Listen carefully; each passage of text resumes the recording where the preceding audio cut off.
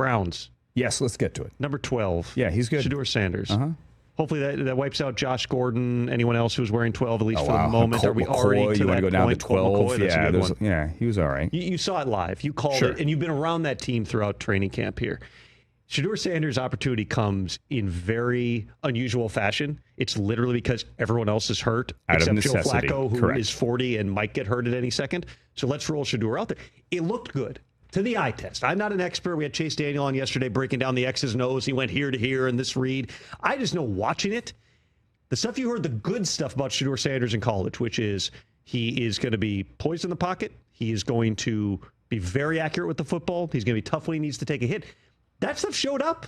Yeah. And it didn't look too big for him. He looked the part, and you're right. I mean, that's a great way to say it. It didn't look too big for him. It looked like the guy we saw at Colorado, which was amazing accuracy, pretty good pocket presence. We saw the good and the bad. Like, we saw the very subtle movement on that second touchdown to Caden Davis, where let's give credit to an undrafted rookie running back in Amani Marshall from App State, who, crossed the face of the quarterback, got the blitzer, but Shedeur didn't.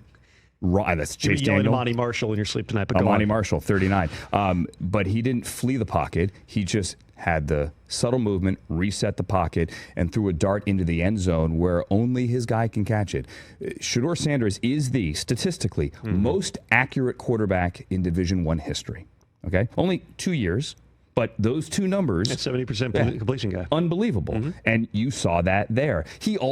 We saw some of the bad, and the thing that always people point out at Colorado, and we have seen in the NFL now, is him drifting backwards and kind of running around. Goes 30 yards backwards, you can't and ditches do that. the ball. There's a great moment on the sideline there that the Browns caught up with their mic'd up, and he was mic'd up, in which he was saying to Myles Garrett on the sideline, like, hey, I would love to do that against you. And he's like, yeah, you're a nice kid. Don't do that to me, basically. Like, you don't need that from me. I'm coming after you. They've tried to coach that out of him.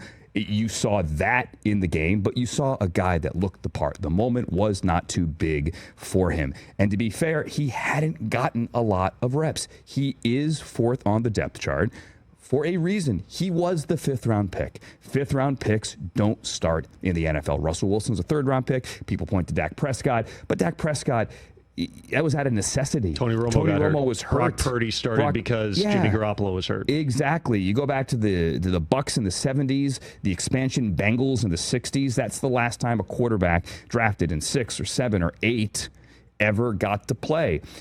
When he was given the opportunity, which is all you can ask for, he nailed it, and this week will be fascinating. And so if you're Kevin Stefanski, and again, you're around that team all the time, like you know the dynamics. My understanding through the offseason was they truly wanted to watch all these guys. Is it probably Flacco? Maybe. Yeah, but probably. To get the credibility in your locker room, if somebody else outplays him, you start the guy who's going to give you the best chance. But it was going to be hard for both Shedeur or Dillon Gabriel to learn an NFL offense. They both had a long way to go in terms of that. How realistic is it here? Again, if Shedeur continues this over, and we'll see how they handle the joint practices in the game this week, how realistic is it to say they give actual consideration to starting Shedeur? I think it is, and let's not aggregate this or clickbait this. I think it is unrealistic. If you look at the Browns' schedule, it's home against Joe Burrow, on the road against Lamar Jackson, home against Jordan Love, on the road against Jared Goff, then home game in London against the Vikings, a well-rested Vikings team that would have played the week before in Dublin. Then no bye, and you come home on the road against Aaron Rodgers and the Steelers, and they will be rested because they played week 4 in Dublin and are taking their bye week 5. That's a gauntlet. There's no way you're playing a rookie quarterback right out of the gate. It's just not going to happen. So in my eyes, it was always either Pickett or Flacco or Pickett. And right now, Kenny Pickett, we'll see what he can do in Philadelphia, just isn't ready for 11 on 11. Which, so if it's you're not likely ready for Joe Flacco. 11 on August 12th, correct. What are the odds that you are going to be able to close the gap and be on the field? Dillon Gabriel also, he returned to practice yesterday through camp. Like, if you're, again, comparing can be difficult because everybody's out there. Some are against the 2s, some against the 3s. Sure. But Dillon Gabriel versus Shedeur Sanders, what did you see? It's a hard comparison to make because of what you just laid out. Dillon Gabriel is getting far more opportunities, at least through the first couple of weeks, than Shedeur Sanders. He was, if you want to pay any attention to preseason game packet depth charts, which you should not, right? You know But this. It's so fun. PR makes them.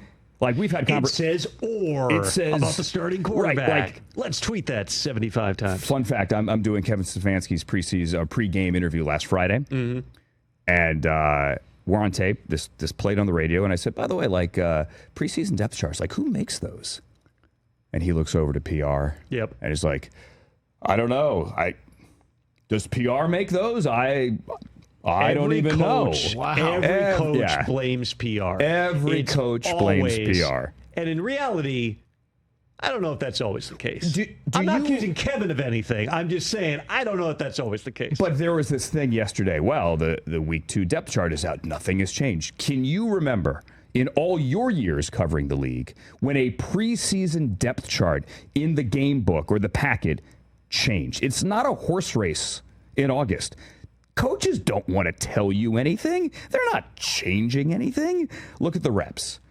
The only time is if you name a starter at a position. Correct. They might move it. It doesn't matter. Anyway, back to your question. Dillon Gabriel, much like Shedeur, has had good days and bad. He's had more opportunities with 1s and 2s to have good days. I was not at practice yesterday. I will be there for the joint practice tomorrow in Philly. From everything I heard, Dillon Gabriel had a really good day yesterday, but Shedeur did as well.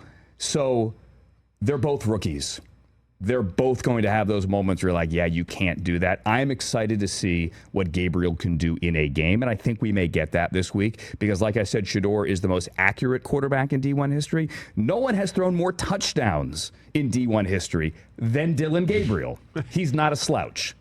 Started a lot of games, too, to get there. He played 6 years. Highly productive. Highly productive. And the way that they looked at him and teams looked at him was just, all right, the upside on him is he's mini Bo Nix. Yeah. Same offense, same 60-plus starts, tons of touchdown passes, plays similarly. He's just small. He's short. Yeah. Not small. He's more thickly built, but he is short. He was standing next to Bryce Young in the joint practice in Carolina last week, just, in between periods, and they were talking. And they are similar in height, but Gabriel is lower body thicker. is bigger, he's thicker. built. Bryce is slight. Now, Dillon is not Baker Mayfield, who's, a brick, what house. Right. Yeah. And Baker wears like the gigantic rib pads that make him look even bigger than he actually is. Like he is absolutely he's a square quarterback when you're standing next to him. Do we see 15 in the preseason? Do we see Flacco? I don't think so. I'd be surprised. So let's go back. So the third preseason game next week is in Cleveland, and it's the Rams coming to town. Sean McVay is not going to play anybody. If Sean had his choice, he wouldn't even put his first team on the plane. Right. Like, why do I want their back to lock up? Forget about Matthew Stafford. He doesn't want anyone on a cross-country flight that isn't going to play the game. Matthew Stafford wakes up and his back is locking up right now. Yes, it is. We're getting old. I get it.